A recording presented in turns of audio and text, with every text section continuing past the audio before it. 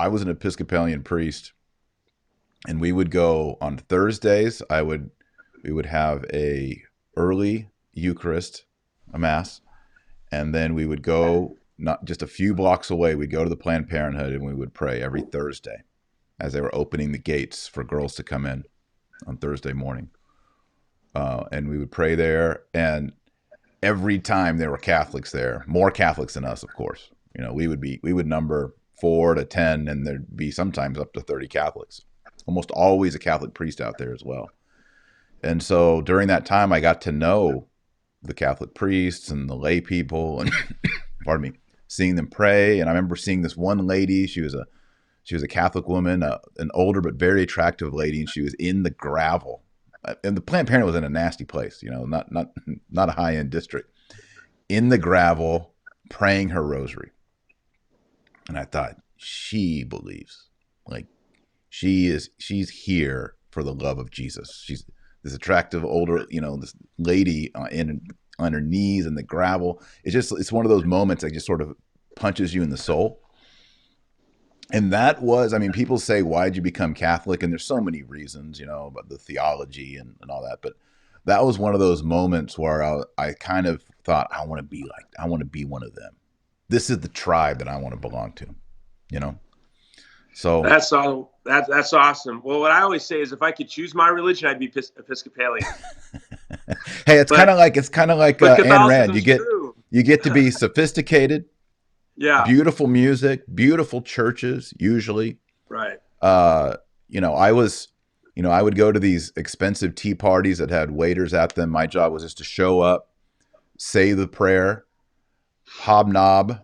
We always had to go to these things. That's how you raise money. You're supposed to be the chaplain of the rich. So you go to these things, you say the opening prayer, hobnob for a little bit, and then they expect you to leave, and they go on with their parties, Yeah, no, I think that if you could choose any religion, Episcopalian is the great one to choose. Unfortunately, I'm Catholic because it's true.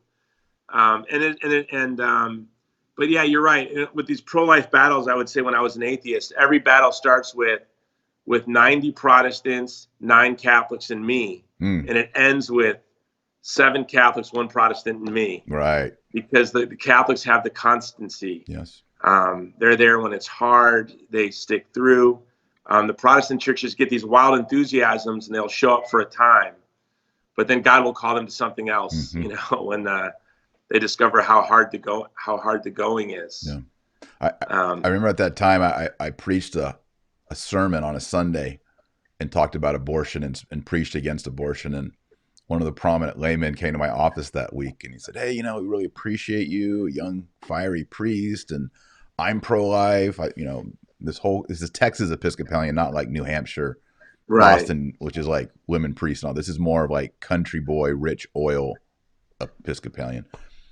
I'm personally pro-life. I think most of the congregation is Republican, but you shouldn't be preaching on that. That makes people uncomfortable. It's politics. You got to knock that off." And I remember saying, well, if I can't preach on thou shalt not kill, what's the whole point? That's just basic 10 commandments. I should be able to talk about that much as I want. He goes, yeah, you shouldn't do that. And by the way, your health insurance through the Episcopal Church as a priest covers abortion. So think about that. Oh. He zinged me. This is a smart man, And I was like, it's really sad.